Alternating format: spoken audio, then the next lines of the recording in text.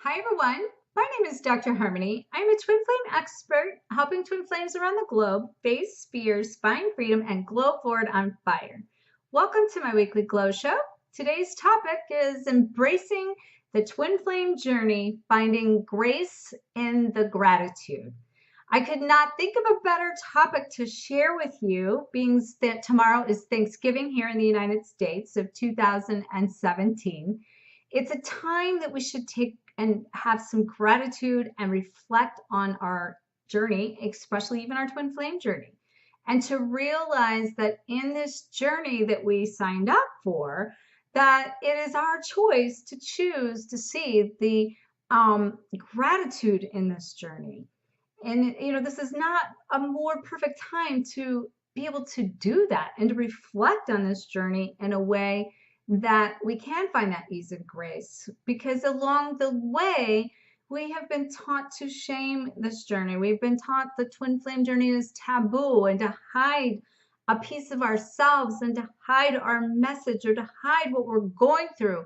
And we're also experiencing this time frame of connecting with family more than ever, and part of our twin flame journey as we came here to do was to rewrite the generational templates and the generational curses, and to be able to release all the old paradigms, the old patriarchs, the old belief systems, and to be able to rewrite those stories with new templates and new ways to handle coping mechanisms so that we can have better relationship not only with ourselves, our beloved, but with our family. So today, I could not be more honored to share with you a client of mine that has been chosen to be bold, beautiful, and brave and come out to share her story with you, the world, in order to share how she transitioned from fear to freedom and to share her family and from the words and mouth of her mother and father, the impact that her shift and change has rippled into their lives.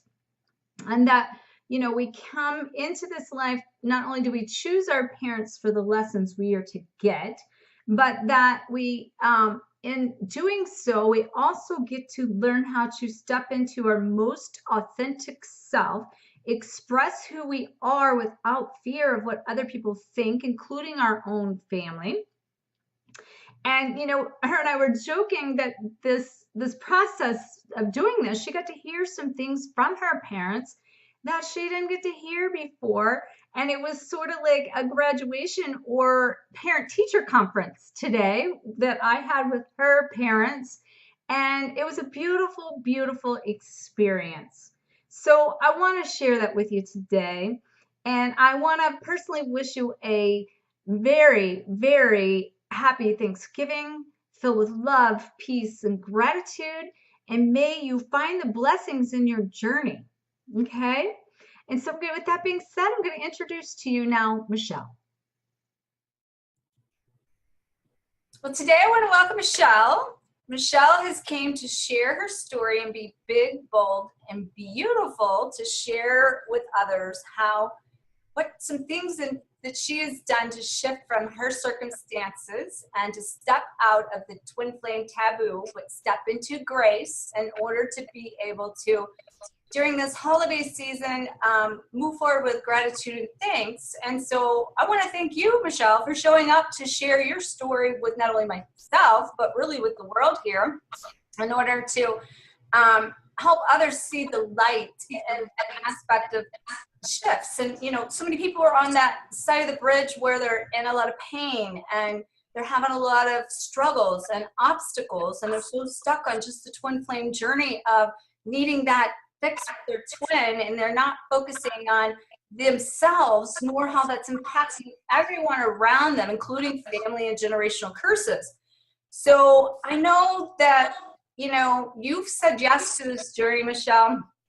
And so if you would just share with the audience here a little bit about what it took for you to say yes, as well as the defining moment that you chose to step out of your circumstances and to really take action. Could you share with us just a little bit about that? Yes. Hi, everyone, by the way. I'm glad to be here.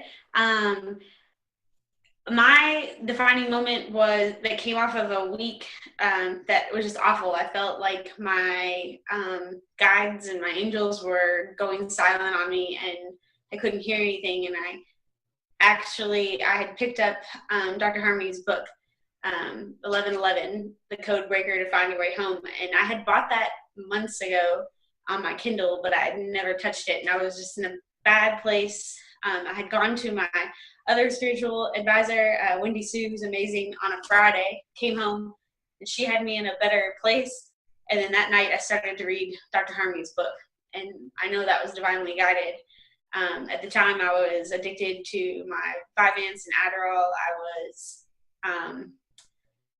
kind of just brokenhearted because my twin flame wasn't doing the things that I thought he should be doing.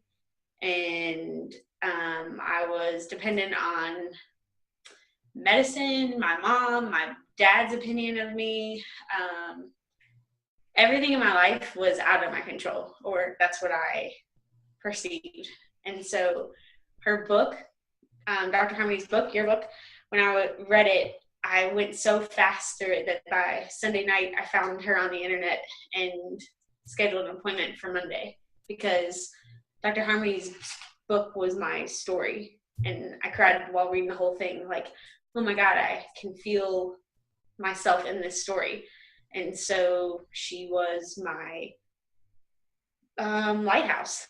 Like, that's, the book helped me find her. And then I went through the program, and all of those things I mentioned, medication, mom, dad, twin flame, my life is mine again, and it always was. I just had blinders on and didn't realize I'd given my power to everyone, but I forgot that I had power. So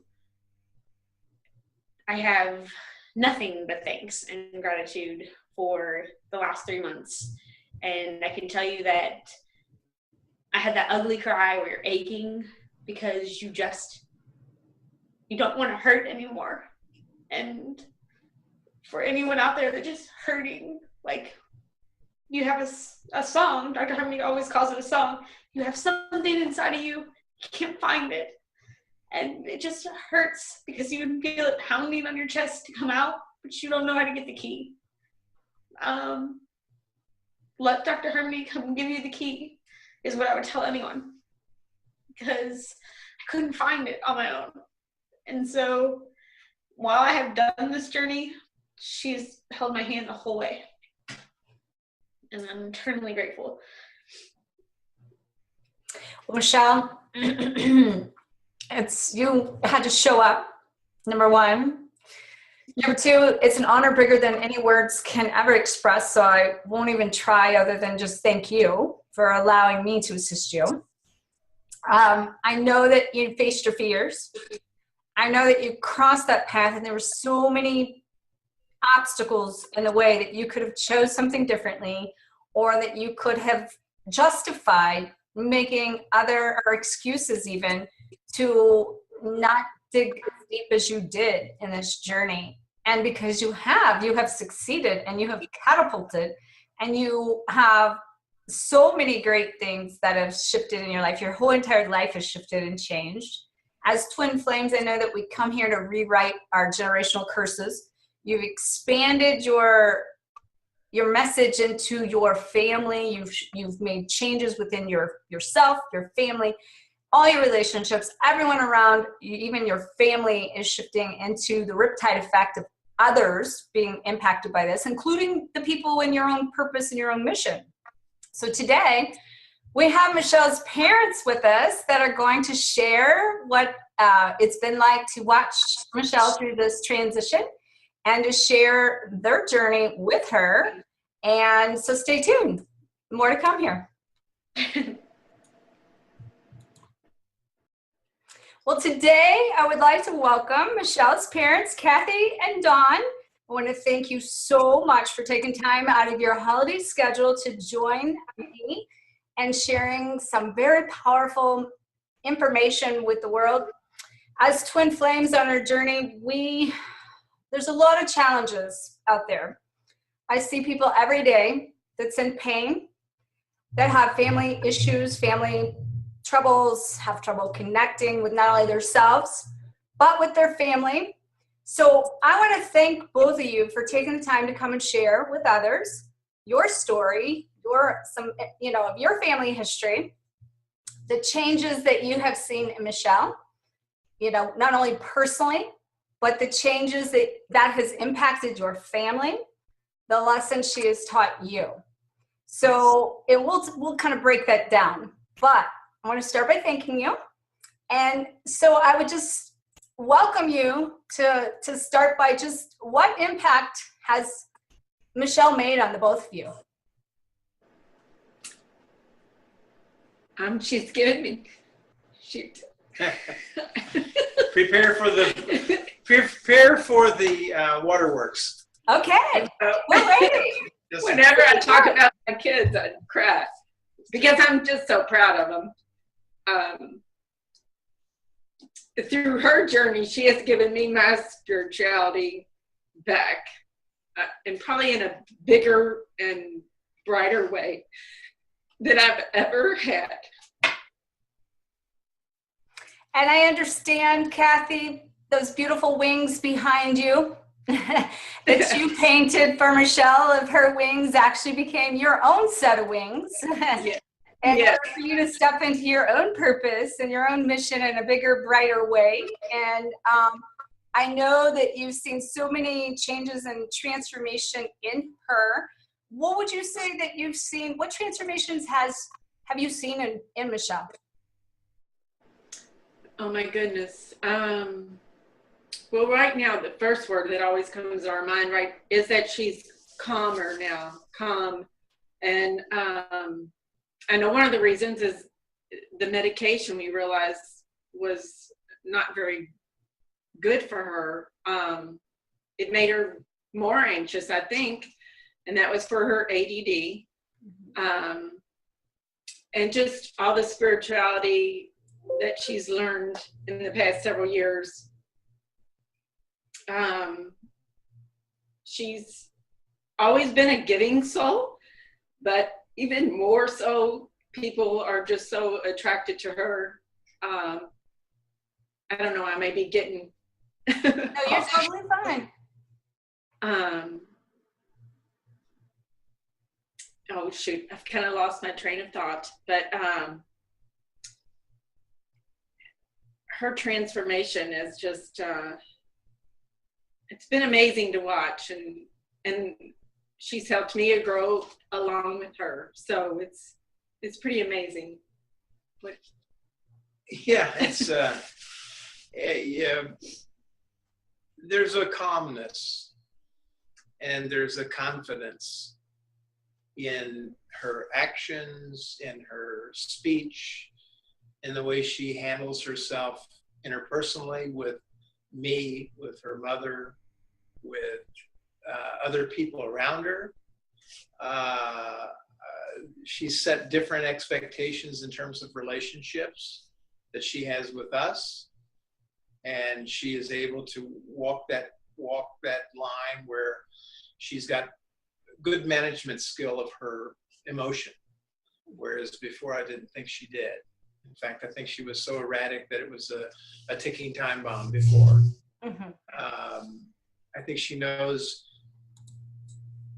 very much more about who she is and appreciates who she is in a bigger way, so that people around her see it, feel it, absorb it, love it, and she's more lovable now.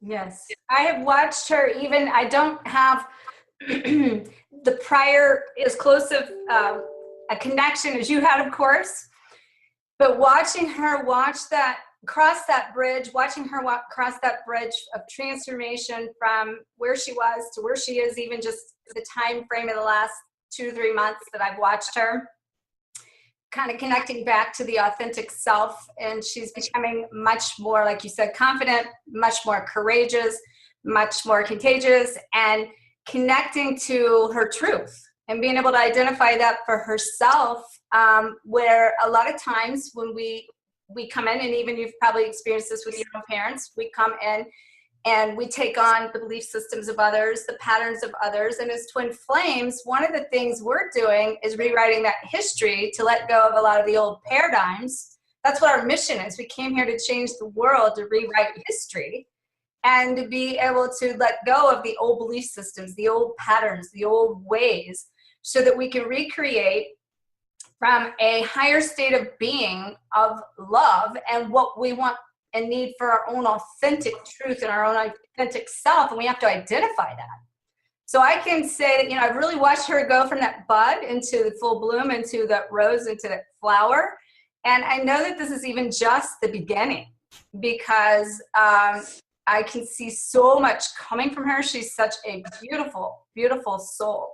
She goes very deep. She's very ancient. She has a lot of wisdom, and she came here to make her mark. And I know that she's going to do that. And so I know she has support from the both of you. And I know that that's very powerful, because a lot of people don't feel they have that. Now, I know, just even from having worked with her, I have seen from working with her and interacting with her, how that relationship with the two of you has changed, with the two of you and her has changed, with even her coming into that authentic truth and being able to stand up to you and kind of speak her truth and be who she is, yet learn how to interact in a way that you're open to receive it. So I really, really commend you on the growth that you guys have made in that with her, because that's expansion in yourself. And that's you being able to, like you said, Kathy, go out now and kind of create your own light, live your own identity. And it's like she's teaching you. So I commend you guys for being open to let her teach you, she's the child. So can you just share with me, Dawn, I know you've had some health issues. Can you share with us some of the things that she has taught you?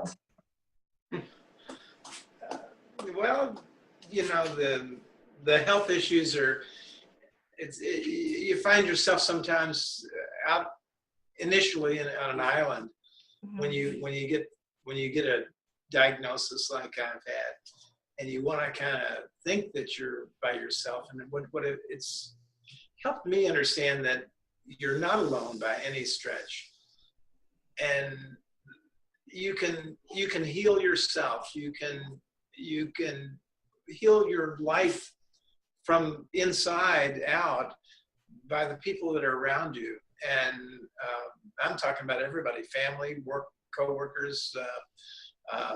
And so I've learned to accept that situation, and accepted that there's more control in this thing of myself, supported by the family members. Absolutely. Absolutely. It becomes a riptide effect. Yeah, it teaches you not to be afraid. Teaches you that it is what it is, and you've got the ability to react to it in a multitude of ways, and how you handle it is going to help other people understand what it's about and understand how they may deal with it themselves someday. Well, you may want to start working with twin flames, because the words you just said is what I teach people every day. Yeah, there you go. It's their perception of how they choose to respond or react, and how we choose to perceive what we're challenged with. And an obstacle is only an illusion of what we allow it to have control over us. And if we choose to see it as that obstacle, we can, or we can choose to see it as a teacher and be able to face that fear head on, so that we can expand and grow from it, and then leave everything behind but the lesson, and continue to move forward in a more positive way, and ultimately help others in the process. That's how my journey to get here, I don't know how much you know about that, but my journey to get here has been a long, winding 20 years of, obstacles, so to speak. I've always tried to look at the bright side of that, and the aspect of what it's taught me. And, I'm in full alignment with my mission, and I'm out there helping change lives every day. And, being able to see that and be in that space is so empowering and so gratifying. And that's another reason why I wanted to share this message with my audience today for the holiday. It's because of this journey, and exactly that we can perceive things as negative, or why not like take an opportunity to clear the slates here and look at it from a gratitude standpoint and look at our challenges as being grateful for the lessons. And it's a perfect time to do that. Here we are in the gratitude season of Thanksgiving. Perfect. So Perfect. And these things are kind of eye openers. It gives you a chance to realize that you do have a lot to offer. And it was a bit of an inflection moment when the diagnosis came along. It said, hey, you know something, you can do more. And it was almost a tool that I was able to put in my tool belt with the diagnosis, because now I've really got, it's legit, or I'm legit, even more so, because, you know, I've got something that other people fear. mm-hmm. And I'm not too afraid of it right now. That's powerful. That's powerful, because that's what it takes to conquer that. Mm-hmm. You know, and I don't know if Michelle shared with you, but, you know, my dad, you know, had the exact diagnosis as you. And so we've worked with him. I him. did hear that. And you know, he has shifted. So, you know, it's powerful stuff. And it does start with saying yes to accepting responsibility for your own, like what it is within you can change, because that's the only thing we can change, which is going back to the perception. Yeah, that's, someone once said, or read somewhere, that it's a divine tap on the shoulder when you have any type of illness. And it's just like you do need to reach within and discover what you need to work on, or, you know. Why was that? Yeah. Why is that? Right. Yeah, it's an interesting paradigm you find yourself in all of a sudden. Yeah. Well, based on your experience of Michelle's transformation and how that's riptided and affected and impacted everyone around her, including you and your family heritage, what would you like to share with the world for those people out there that are hurting, that can't see the other side of these obstacles at the moment, but, you know, want and strive to want to be on the other side? What would you share with them? What would you want them to know being on the other side of that? That might help them cross that bridge for themselves?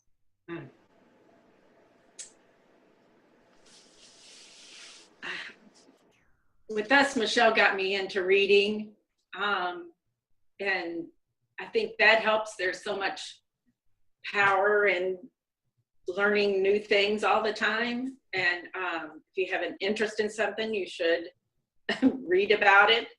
I took some notes. Study, listen to, Don likes to listen to motivational speakers. That's his thing. I like to read. Michelle loves music. She gets messages through music. So you just have to see into what you like to do. And I don't know. I like to tell people that there's, we've all got inherent value. And some of us don't appreciate it and don't even know that we do have that value, and that we're valuable people, we're valuable souls. We've got a life of experiences to share. We've got a life of emotions to share. And that I like to tell people like Michelle, if I can cross over and change my life, if I can do things that I didn't think I was capable of, anybody can do it, because I'm a very, very simple guy. Very, very plain, ordinary, vanilla, run of the mill, but I know what I'm capable of, and I know I've got a bright future, and I know I've got a bright, you know, a being here that can do things that sometimes I don't think I can, but expressing myself to someone else, you can do more than you have any knowledge of, expectation of. You just can do, if you put your heart and brain and everything in motion. You can do these things. You can change. Absolutely. Absolutely. And become, like when you said you're the vanilla and you're the simple guy, but you're authentic. Mm-hmm. And you're who you are. Mm-hmm. And to find that within ourselves and make our mark, and do that with ease and grace, and to be able to step out of our own circumstances sometimes in order to serve. And that's how I live my life every day, is how may I serve. And it really does shift the reality of where we might be stuck. And so we can move that energy forward and be able to align with purpose and do it with passion. Mm-hmm. Awesome. For sure. Yeah, for sure. Anything else you would like to share, Ed, before we close?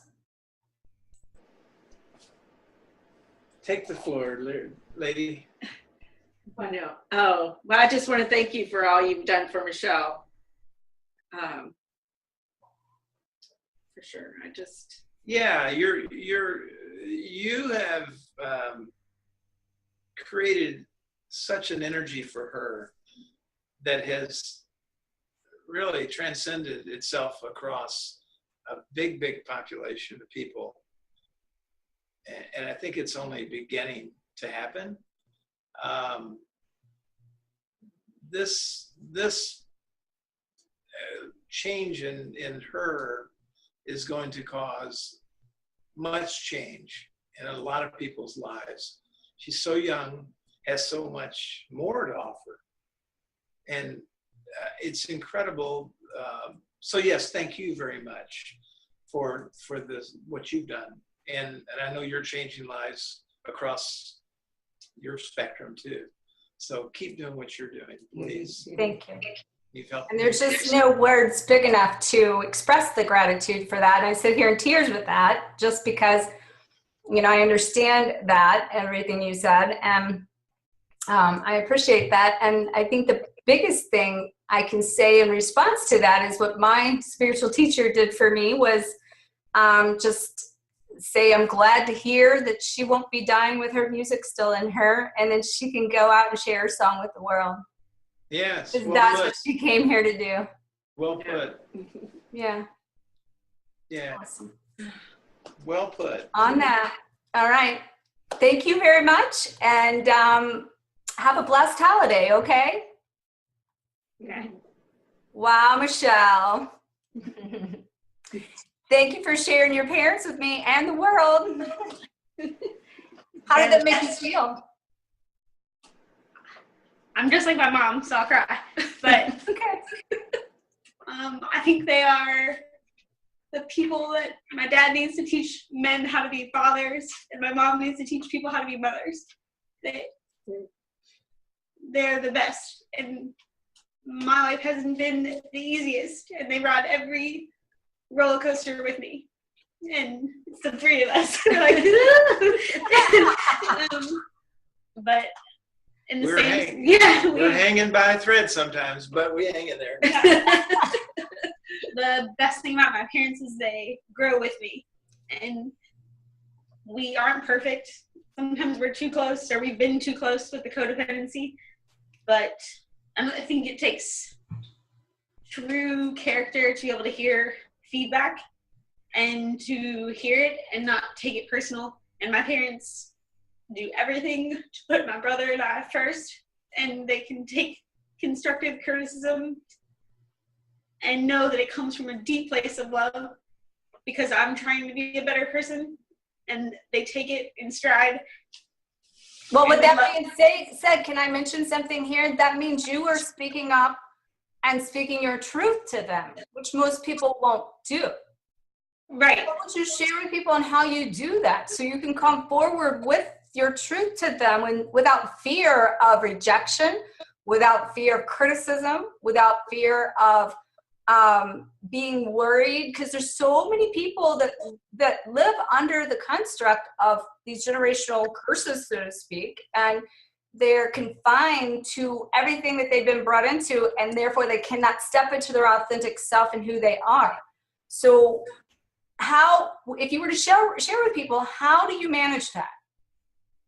You don't give up on each other, and you give one another space. I tell anyone in my life that my parents, we have intense conversations in the last 3 months, especially, to where there might be screaming for a minute, but we never leave in anger, because we recognize that the anger is coming from I'm scared or I'm hurt. Mostly I'm scared of the fear, the rejection, And that's where the escalation comes from, like a desperation for you to understand me. And I'm number one that will blow up. And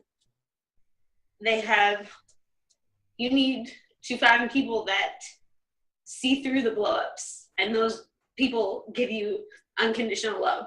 My parents never remember the bad, they choose to remember the good in me, and I gave them a lot of bad to remember, but they let me express myself, and I have a lot of emotion when I express myself. We've had our most epic conversations that escalate into arguing, but we always come down and we always end with. Have you found that going back through this process to really face these fears is really, it takes you sometimes through where people want to avoid and put under the rug facing those fears? So, but going back through it, you have to go back through the challenge and relive it and kind of re-feel it and really expand that emotion to be able to address that. If you found yourself having to go back through like old feelings, old emotions to get them to come up to clear them? Constantly, and a lot of times we'd be in a good place, but you would give me an assignment to do that would require us to go backwards, and we'd get lost in that moment of whatever we were talking about. But we'd have to remember that we're just bringing it up so that we can address it, figure out what I learned, they learned, so we can move on. But we're not there anymore, so it's okay. Like, I think we all worked really hard. We even named our egos so that we could have conversations and not offend one another. It's like, well, mine's Tina. No offense to anyone named Tina, but like if That's they awesome. were, I love it. it just helped because you know who you're addressing that day, right? Yeah, it's not me. It's just Tina was a little aggressive in the past or whatever, and so it made it playful, and you could point out things without it hurting. And I think you just need people that will grow with you and give you space to change. And my parents do that. They do that with myself and my brother. Everybody evolves together. And I think that's the difference about why my family is amazing. Everybody's always trying to be a better human. Mm-hmm. And so if it makes me healthier, happier, they would listen to criticism, understanding that I was trying to grow, and vice versa.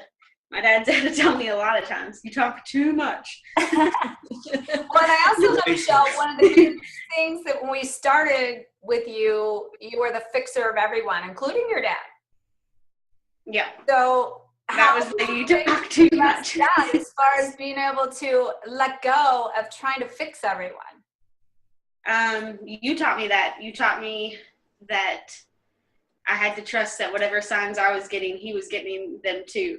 And that I had to get out of the way to let his angels talk to him, because I was trying to be his angel and trying to be God. And I don't need to be God. I just need to show him the door so he can hear his own God. I got enough people talking to me. Yeah. I got a lot of people talking to me. I'm shutting them down all the time. Yeah.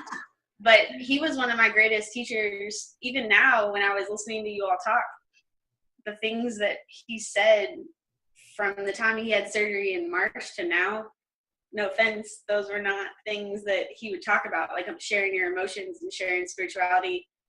He's found his signs. He's found his God, and it wasn't me. And I was so scared to lose him if he didn't hear his angels, but I was forcing it down his throat, much like the twin flame.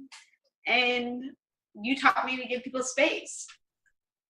And that's the only right thing to do, because I needed space. And he did that for me when I was coming into my own. Because I didn't have any answers. And it was the hardest thing. Is like, what are you doing with your life? I don't know. I talk to angels a lot. How do you explain that? And so he had to give me space to find my way, just like I had to give him space to heal himself. I was talking to a lot of people. I didn't even know they were angels. There's somebody in this room every night, every day. He's like, is it normal to hear things all the time? And I'm like, no. It's not. I guess it's, I don't know. But man, you had your own awakening and your own connection to your own divine connection too, right? Yeah. His angels have been talking forever, and he thought it was normal. It's not right. I don't know what it is, but They yak a lot. On top of her. Yeah. You got the whole crew, huh? Right. Yeah, it's a family thing. But you taught me that. You taught me that he was mirroring, every relationship in my life was mirroring a lesson back to me. My mom was my, like, we did too much for one another. And so by pulling away, she's taught me how to stand on my own. But so. Which has taught her how to stand on her own too, right? Right. Yeah. And then with my dad, he's taught me how to heal relationships with my brother and Chance, just in general, like giving people. My dad has taught me how to see Chance in a different light. I'll never forget one of our arguments. It was what I was trying to prove to everyone, that I was on the right path. I had no self-confidence in my own path. So I needed him to validate it because he has a business. He has 2 schools. So I was like, listen to all these signs I'm getting. And he was like, why are you telling me everything? And I was like, because I need you to tell me the way. And he was like, kid, no one told me the way. And I had this epiphany that my dad's just always been my hero. But at 28, 30, he was making decisions without a parent telling him you're doing the right thing. So all of a sudden, I had so much, I'm in awe of my dad.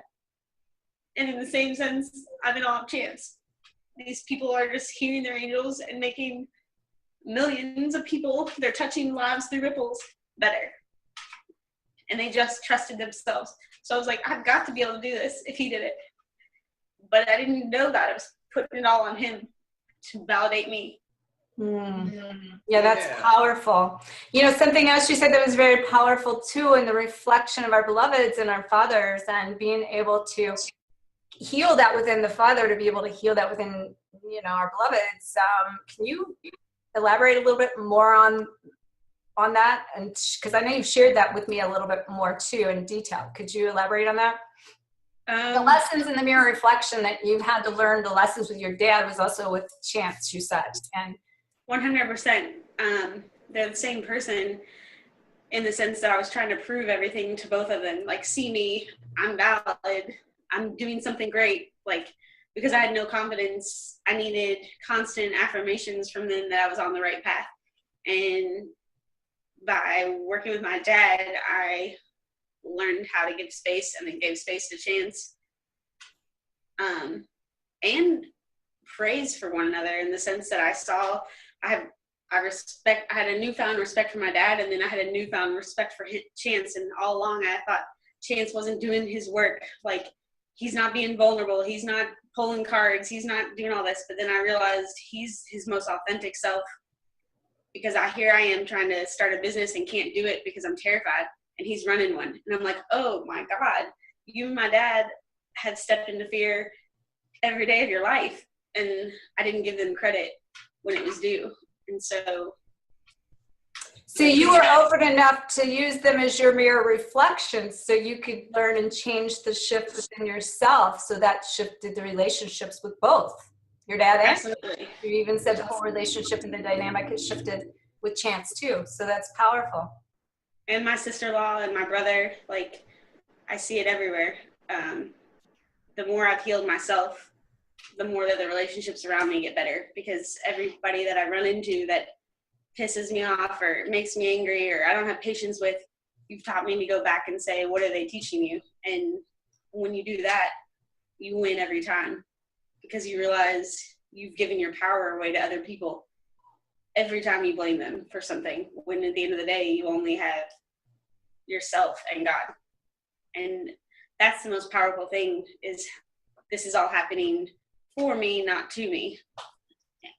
That was the biggest epiphany in the last 3 months. It's happening for me, not to me.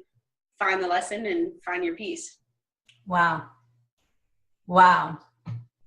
And that's something to be grateful for, right? That when we see it that way, what we go through, we sign up for these lessons the way they are and the way they unfold.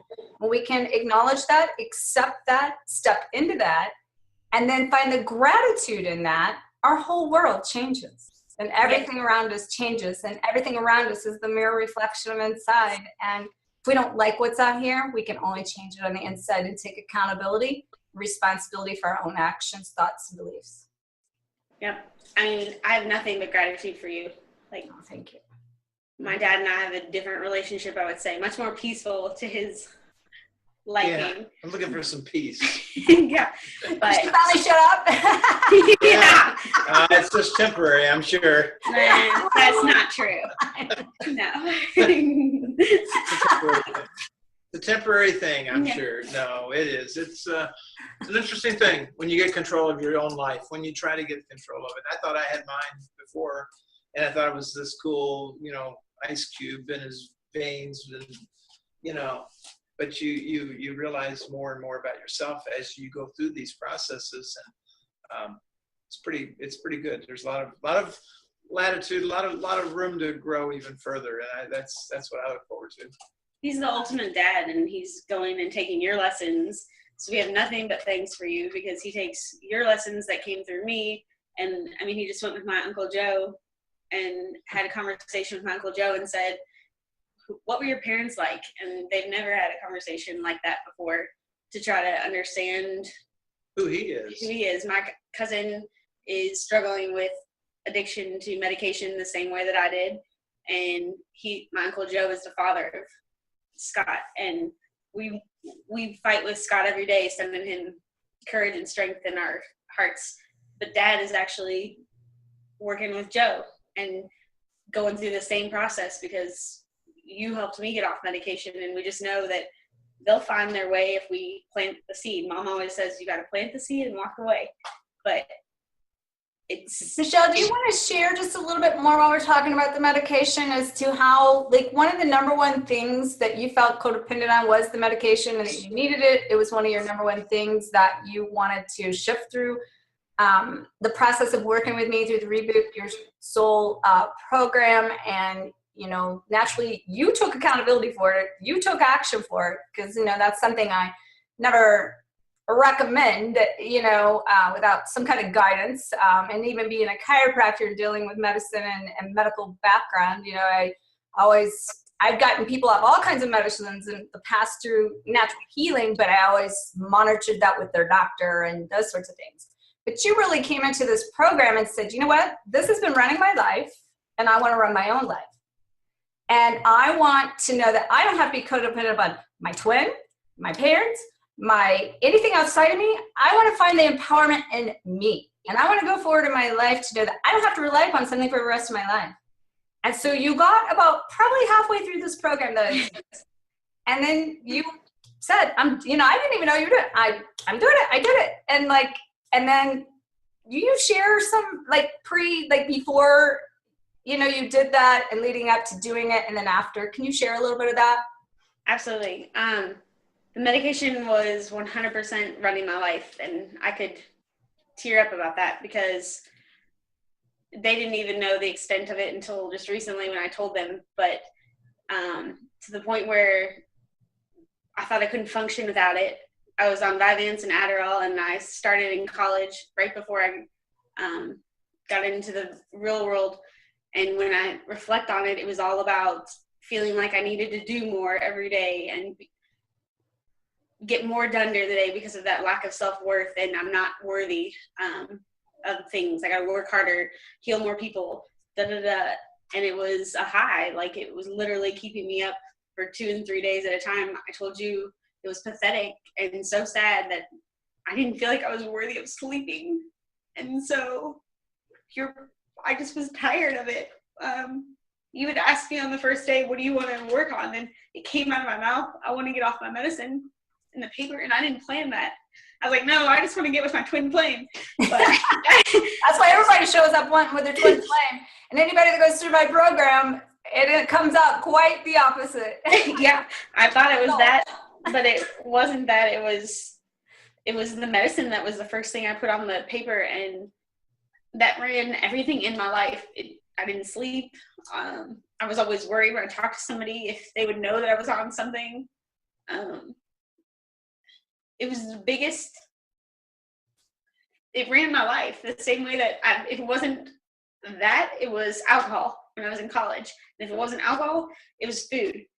I had something to numb the emptiness all the time. And I told Mom today, I wrote, "You be proud," I wrote some this week, and I said that the biggest thing that Adderall and Vyvanse, all that did, it robbed me of feeling nothing, because you have to feel nothing before you can feel something. And I never got to the rock bottom, nothing, to be filled up with something.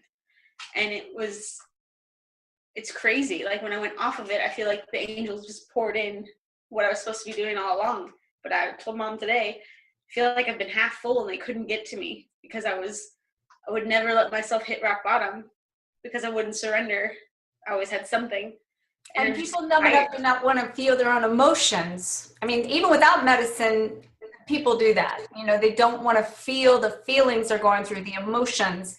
And if we can't feel the bad, we can't feel the good. And so it's expanding the emotional range of who we are and what we allow and what we can experience. So definitely medication like that will numb those senses. Absolutely. And again, going back to why they're amazing, they went through the detox with me, and you have to have people around you that understand that your body hurts, your mind hurts. You knew. I told you, like, we had one of our sessions, and I was just like, I'm hanging in there. I know it will end, but to get to the point where you come off of something, you have to completely surrender and have faith that it will end. And I don't think I was ever sure that it would end. And I was terrified to find out, if I get off of this, what if I'm really a mess? And so I faced my biggest fear, that when I'm nothing, I have nothing to save me, will I be able to swim? And I'm really good. We didn't know. I didn't know. You didn't know when you're. It's like a business. It's a business, and similarly in a life. Well, it's like a life thing. You can't succeed unless you fail. Right. Failure is the greatest teacher. If you cloud the issues, and you cloud the emotion, you cloud your energies with softening apparatus, or whatever it's, drugs, food, exercise, whatever it is. You never feel what that feels like to make you run hard at something. Mm-hmm. And I was offered medication plenty of times by different people, family members included, during times when I was supposed to be should be down and about in the business world. You know, it's really tough. It's depressing. If you feel bad, you should really take something. Well, no. I don't want to take anything, because I want to feel that pain, because it'll make me work harder. It'll make me overcome that which is causing that pain. And I think that's a living evidence, or I'm living evidence that pain provides a good, big time lesson. And not even like, well, you say run harder, that can be terrifying to people, but you stuck with, there's no surprise here that he has 2 schools, and he would not take anything, feel the anxiety. I like to think that it didn't make you run harder, it made you listen more. Like, he has always been clairvoyant and just not realized it. He has crazy dreams. His brain never stops. I'm like, Dad, your angels talk to you all the time. Look how successful you are. But it's just shifting that business world to spirituality, and there hasn't been a connect. That's been, Dad and I realized for the first time that we do the same thing. It's just different venues. Mm-hmm. And it's interesting. It's an interesting perspective that you don't see, you don't know unless you peel the onion back and start studying it a little bit, and understanding where you are, who you are, why you are. Just as importantly as all of those things coming together into one. It's like, oh, well, this makes sense. I'm who I am because of blah, blah, blah, blah, blah. But I needed to hear he was afraid. One of the biggest gifts he's given me is to hear, like, one of our most epic arguments that I've already talked about. I was like, I just need, one of them. Yeah, one. This is a breakthrough, but I just wanted him to tell me it was going to be okay. And he said, nobody told me that it was going to be okay. He's like, you just gotta, like, jump.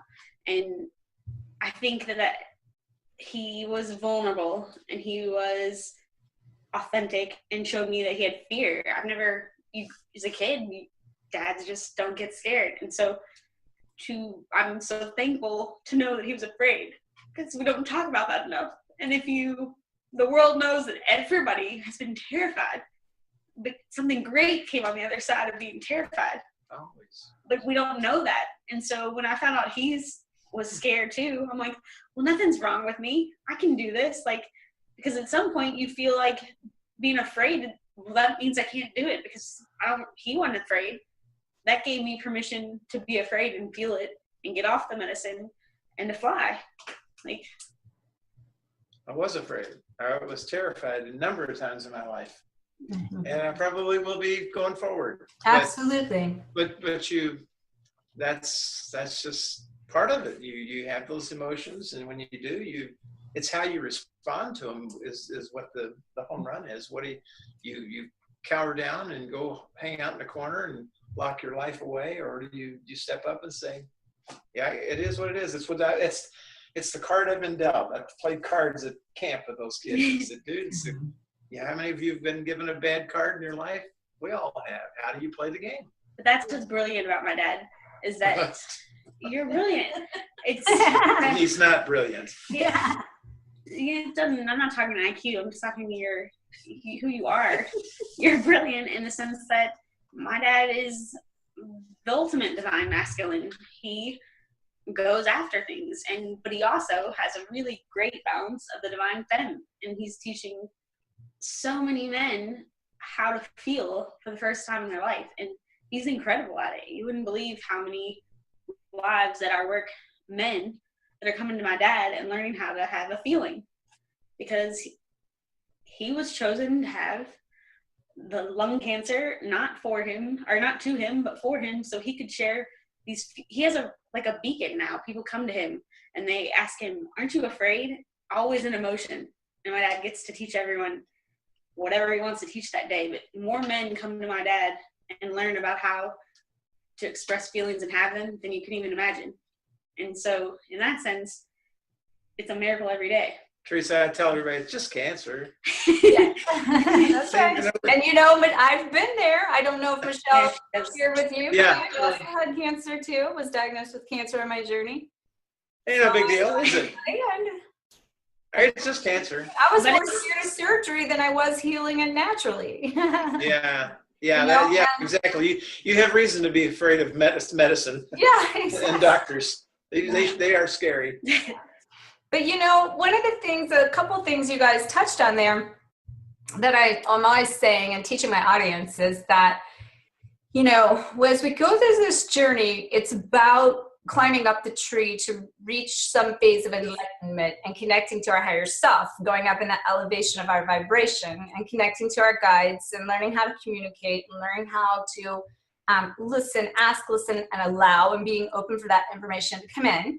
And we build this kind of relationship with them, and it's helping to teach us a trust meter that along the process, the more we can let go to go up the tree in our enlightenment, the more we begin to trust, and the more we trust, the more we can let go. But what happens is we go up that tree, we eventually get to a certain phase of that journey that we're then asked to go out on a limb and to prove how much we trust. Right. And then when that happens, our guides and our angels back up.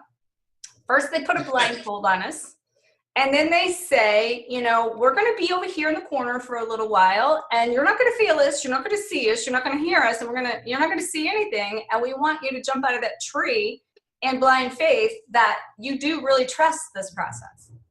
And it's about us learning how to take a leap, and if we never leap, we will never know if we can fly if we don't leap.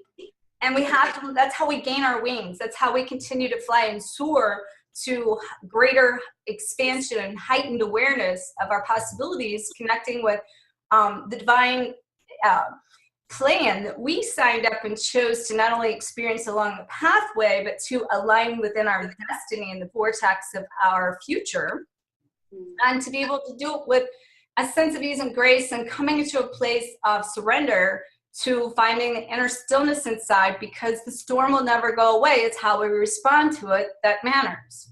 Right. And then how can we, move forward with that? And, it really boils down to trusting the process. And through this journey, especially even a twin flame still with us all the time, it's all the same. Here's the thing too, it's all the same stuff, or same process, no matter what we're doing, twin flame, not, whatever the journey is, it's all. I think they're twin flames too, though. Yeah. I can see that. Yeah.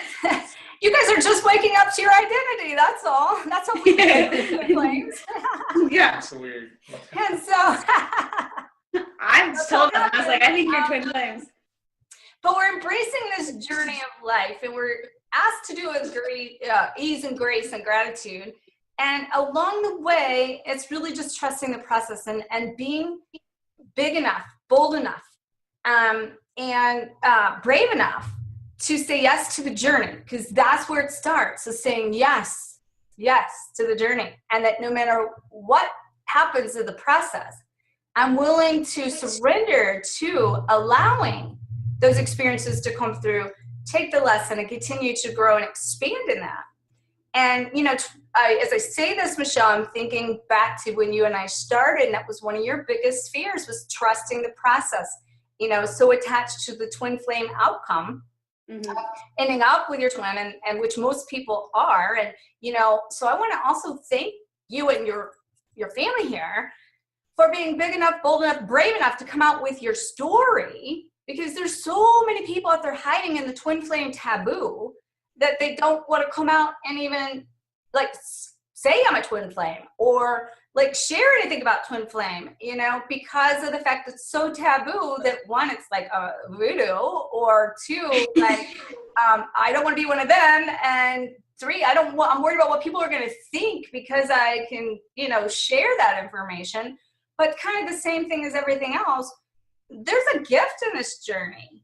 And when we can say yes to the journey, we can align with our purpose and our mission, do what we came here to do by becoming our most authentic self, expanding our wings, flying into purpose, which is where you're heading, Michelle. I mean, you're already there, but it's going to be expanding it with this new work and the new program. No, I cannot wait. I'm so excited with. But in order to do that, I know that was, aside from the fact, you know, that, you know, one of your biggest things was the medicine. Another huge thing you have is trusting this process. And I remember back to the first couple times we had sessions. Can you share a little bit about how you managed to cross this bridge? Because once you surrendered, you catapulted. And that's how fast it can be. And people don't realize that as soon as they can let go, that they can catapult right into the alignment of what they came here to do. And you, I don't know how I did it. Could you share how you learned how to let go of that? In a lot of ways, I had to do it to let go, surrender, because I preached to my dad since March that he just had to trust. And I wholeheartedly, I've had signs. My mom believed me probably first, and then we eventually, Dad came on board and believed us too, that he was fine. But how could I put faith in the fact that I know his illness is divinely planned and orchestrated, and not put it into my twin flame journey too, the same blind trust? And in like, to owe it to my dad to do the same thing with my own life. Like, I can't ask him to trust if I don't. And so he was a big part of letting go. And like, I don't know what's going to happen or when it's going to happen, but in a lot of ways, something shifted in the journey, and it wasn't about the twin flame halfway through. It was like, I want more and more of this peace that I keep getting, and I want more and more of, I don't need it to happen. You know, we don't need a diagnosis of it's clear to believe it's clear. Like, I don't need any signs when you know inside.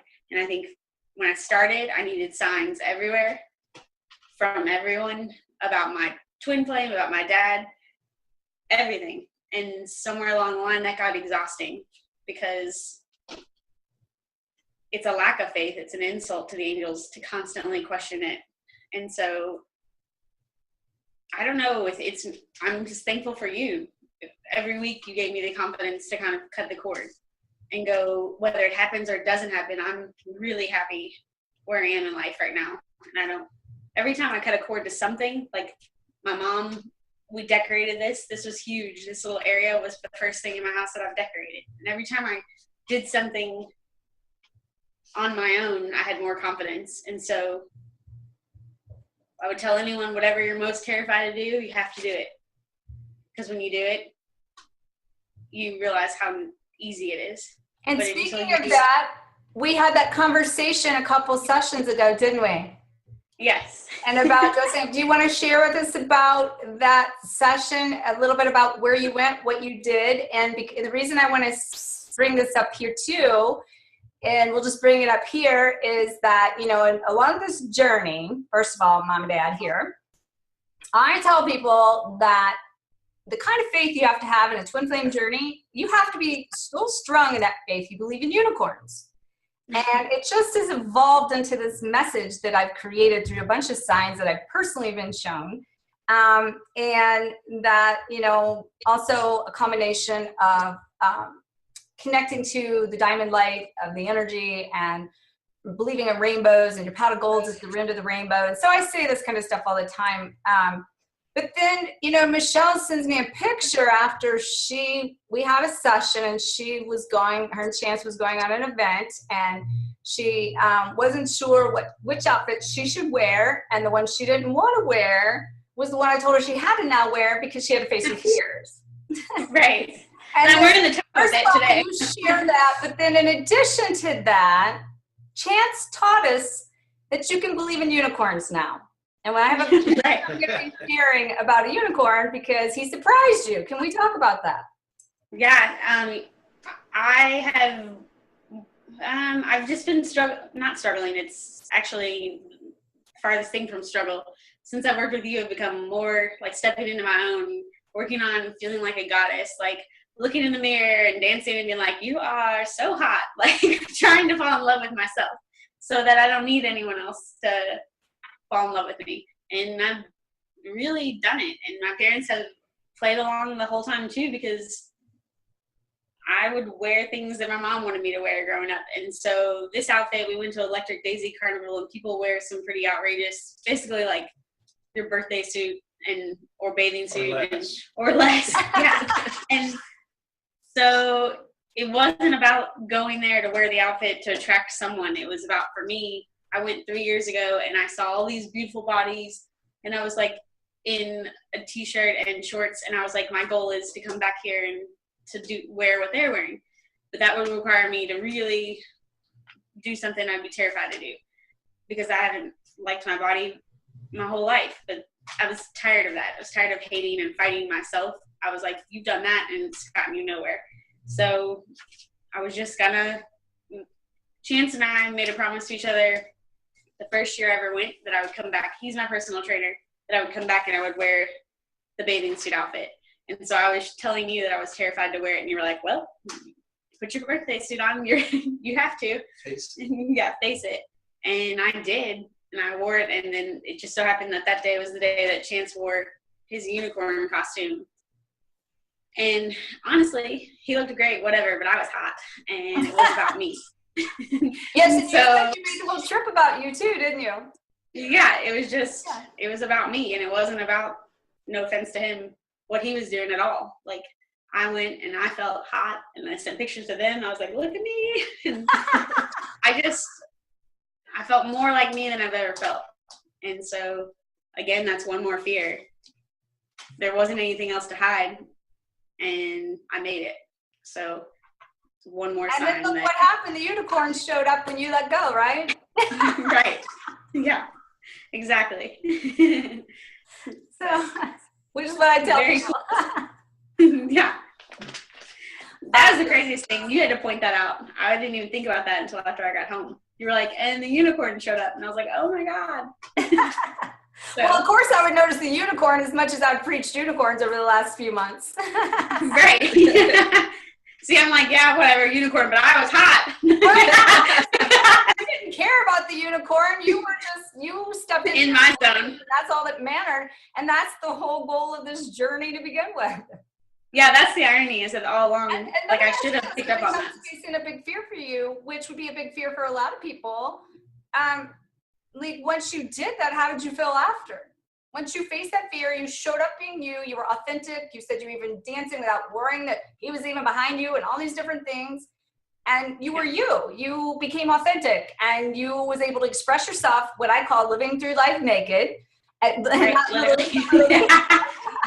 But to be able to, you know, express authentically who you are without the fear of worrying about other people and situations, and you did it. So it's just freedom, and I didn't know that I was looking for that. I didn't know that I was like in prison of my mind. And I mean, they can attest to this. I'm more me than I've ever been. And that's what I say we because it's made their life more peaceful, I'm sure. But that's why I have so much gratitude for you.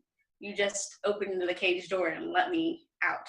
Like, helped me find my way out. And it's the biggest, these past 3 months, what I've managed to do personally, I wasn't getting anywhere on my own. So I'm eternally grateful that you showed me the way. Well, as I told your parents, all I can say is the words Wayne Dyer. So I'm glad to hear you won't be dying with your music still in you, and that you're going to go out and sing your song and change the world, the process, because you have a huge mission ahead of you. And I could not be more honored. I could not be more honored to get to watch you unfold and live your dream. You're going to be there. Thank you. I want to thank you all for showing up here and sharing your story with not just me, but this is to help assist others during this time of grace and gratitude, to see something positive in light of maybe where they're at during this season. And, you know, and this season tends to start to bring up the deeper stuff, the emotions, the fears, the family situations, you know, brings up a lot of family issues during the season. So to be able to go out and share this message is beautiful. I want to thank you for showing up. Well, thank you. Yeah. You make it easy, Doc. I told you that. You make it easy, Doc. Yeah. I already knew that they were going to love you. Yeah. Awesome. Yeah. No, thank you very much. Awesome. It's Thanks. very nice.